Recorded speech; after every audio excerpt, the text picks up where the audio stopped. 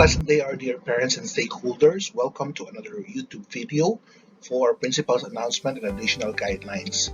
We are currently at the second quarter of the first semester, and because of some announcements from the Department of Education, I'd like to do some updates and some reminders for the rest of the semester and the school year.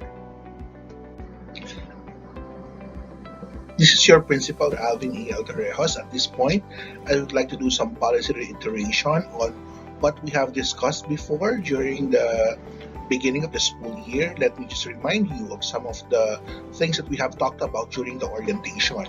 Number one, when it comes to the attendance and punctuality of the students, please be reminded that we are counting the number of absences of the students. This is in line with the Department of Education's order that students may be allowed to up until 40 absences within a given school year, or else we will declare that the student has been dropped from the roster. So please take note that you are only allowed up until 40 absences. And when it comes to punctuality, students are expected to come to school every day from 6:40 in the morning up until their dismissal. And so every succeeding minute that the student is not around, is not in the campus after 6:40, he or she is considered tardy by our office. Next, I have mentioned before that while we have our face-to-face, we do not have our cafeteria. It's shut down for the reason of pandemic. And so we are highly encouraging students to bring their own food. For the second quarter, later on, after I've given the schedule, you'll realize that the students are given two breaks, one health break or recess, and then one lunch. And so we are highly encouraging the students to bring their own food and also their own water bottles, since we do not have a supply of water unlike before. Again, this is due to the reasons of pandemic prevention.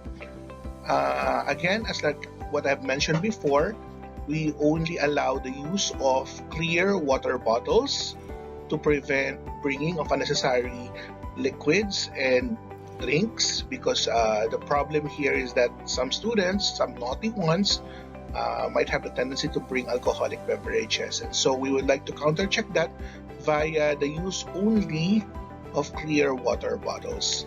Other drinking water bottles such as hydro flasks, thermo flasks, aqua flasks, no, we do not allow that, since we cannot see right away the content inside each of the drinking bottles. Next, textbooks. Some students, I'm aware that they have not yet bought their books. Please do so, because the list is up until the second semester. So in this particular schedule that we are going to have, after I've explained it to you, it would really mean that textbooks would be really important for the students, and so I highly encourage you to have your own copies of your textbooks. Next, please be reminded that we are still not allowing the use of mobile phones inside the classroom, and so we do not allow the bringing of cell phone to our campus. Again, just like what I've mentioned, if the student really needs to contact the parents, we have a mobile phone in the office that they can use to contact you in terms of emergency. Some cases, students actually bring their phone for academic purposes. That is okay, that is allowed, as long as it is properly coordinated with the teacher or the advisor. The teacher and the advisor will advise the principal's office that the student is allowed to bring cell phone for academic purposes. So that's the only time that we allow the use of cell phone in the campus. If he or she is expected to bring because of some project or some demand or some request from the teacher for academic purposes. ID and uniform. I believe that most students have already have their IDs taken, their photos taken by the PPO, by the publication office in the main campus. However, for some, please do go to the publications office to have your photos taken as soon as possible.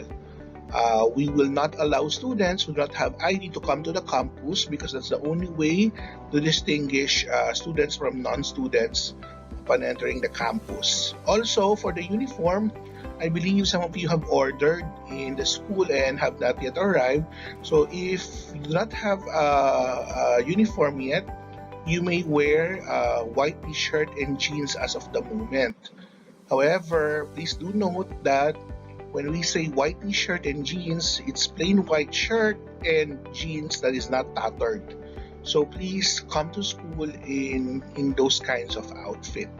For students who have opted to have their uniform be sewn in another place, if they opted to buy a uniform outside the campus, that is fine as well, as long as you follow the color coordination that we have posted, that we have mentioned to you before. You may come to school already in those outfits. So again, uniform type A will be the recommended and will be the official uniform of our school from now on up until the end of the classes. However, we can still declare for some days the wearing of strand shirts. So please be wary about some announcements for times that you have to wear your strand shirt. Lastly, official health declaration. Please do note that we are still in the pandemic. We are still not yet done. There's no official declaration yet that we are already done with the pandemic. And so, please honestly declare if the students have problems in terms of their health. Give us the honest declaration that your child is not really prepped up to go to school. Also, for those who have history or background of health problems and health conditions, please forward to us copies and proof that the student really has undergone such medications. For example, if during their early times, their younger times, they were diagnosed with particular problems or conditions such as asthma,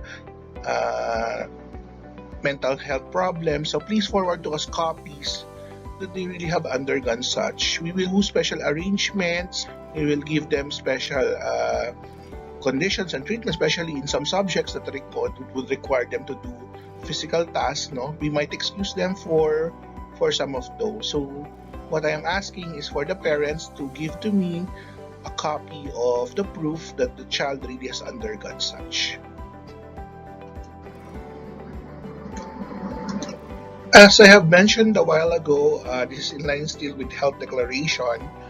For everyone's safety, students who have fever, cough, flu, and runny nose, they will not be allowed by our school clinic to attend any physical classes. During the dry run period in the past few months, we've seen that at the entrance, our clinic is actually already checking the temperature of the students. And then afterwards, they are actually physically assessing the students of whether or not they are undergoing such conditions of fever, cough, flu, and runny nose.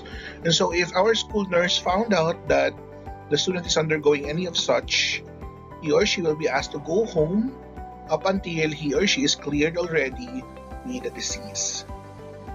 As posted in front of you, there is already an executive order from our president that there will be allowing of voluntary wearing of face masks outside and inside establishments.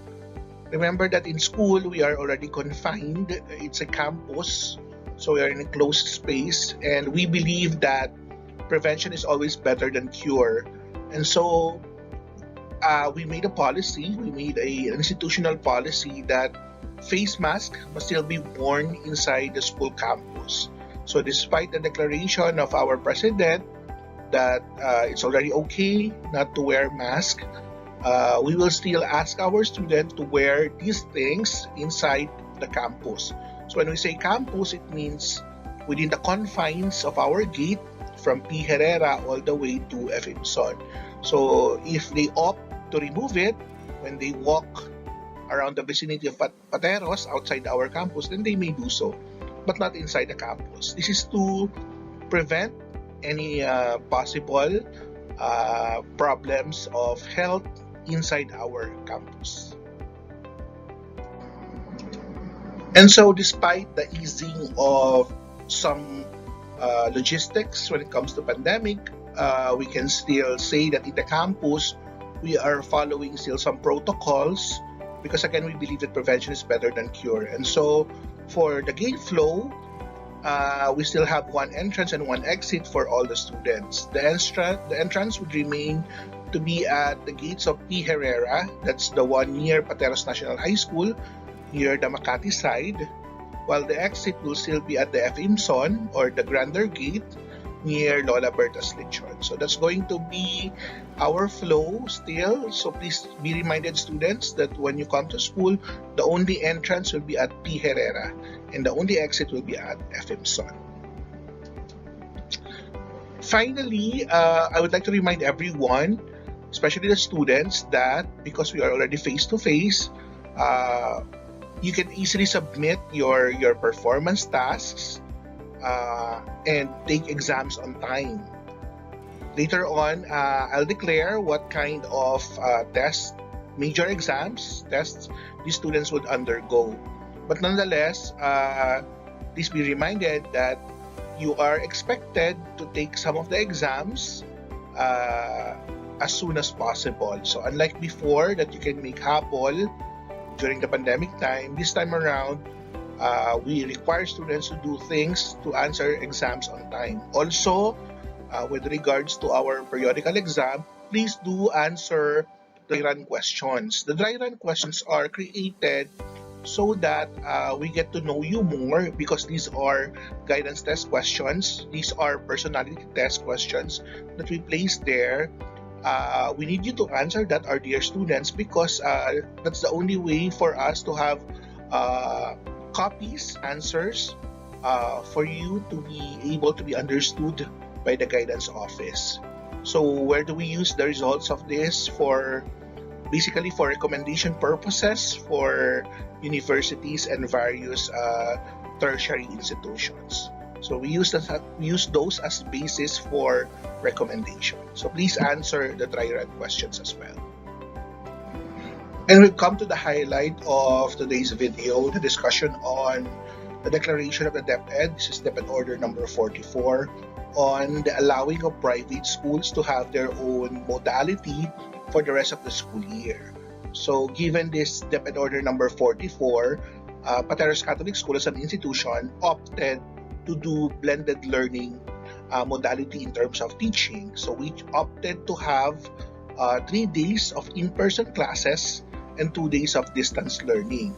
So that means we will follow the suggestion of DepEd that from Mondays to Wednesdays, there will be in-person classes and then online on Thursdays to Friday. So this is for all students who opted for face-to-face. However, for students who opted for pure online classes, they will have distance learning for 5 days. So they will have full online synchronized learning from Mondays to Fridays. Again, we have 2 sets of students in the senior high school. The first one is the face-to-face, who will undergo face-to-face classes from Mondays to Wednesdays, and then online Thursdays and Fridays. And the other group, which is the full online, they will undergo online learning from Monday up until Friday. This is the revised schedule for our students under the face-to-face. So as I've mentioned, if you will look at this one, notice that Monday to Wednesday, that's in green. These are the days that the students will have to go to school. They have to come to classes in the campus and do face-to-face learning.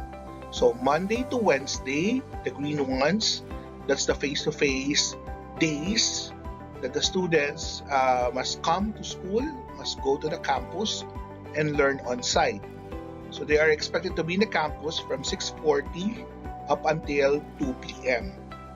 As I've mentioned before, we have already 2 breaks. We have 9 to 9:30 and 11:30 to 12. So I highly encourage the students to bring their food because it's going to be a long day on site. But notice, however, that on Thursdays and Fridays, the blue one, we have longer period, that's 6:40 to 4. But however, these 2 days will be asked to be online. So the students will stay at home every Thursdays and Fridays and do online learning. This is what we call a blended learning modality. This is what they are practicing in some universities and in some tertiary institutions. And as senior high school, it is imperative that we also train our students to do the methods of tertiary and university. So since some schools in college are doing this kind of learning, we must as well train our students as early as now so that it's not going to be a shock to them when they go to the upper level, when they go to college. So again, this is the new kind of schedule that we have in the senior high school, and this will be discussed by the advisors to their classes, because each class or each section would have their own unique schedule according to their needed subjects. So given that new schedule, what are the implications of that to our logistics in the campus? Well, number one, as I've mentioned, the pure online sections will remain online for 5 days a week. So nothing will change for them except for the schedule, for the specific schedule for their section. But nonetheless, pure online will remain online. They don't need to go to the campus anymore since they opted to go full online learning. So these are the following. We have grade 12 St. Agatha of STEM, grade 12 St. Dominic of STEM, grade 12 St. Peter of ABM, and grade 11 of St. Isidore STEM. So these 4 sections, they have been online from the very beginning because of their choice at the onset, and so they will continue up until the end of the school year. Some changes because of the presence of this one, the presence of the new schedule. There will be no more 11 St. Christopher. They will be merged with St. Homoponus. So they will be considered as one section under Mr. Roman Basardosa. 11 St. Thomas, that's the humanities, will be divided into 2 sections, Saints Thomas and St. Louis. So this is done because their population is really big and it will be hard to have them under one class in the face-to-face. So they have to be divided in 2 sections, Saints Thomas and Louis.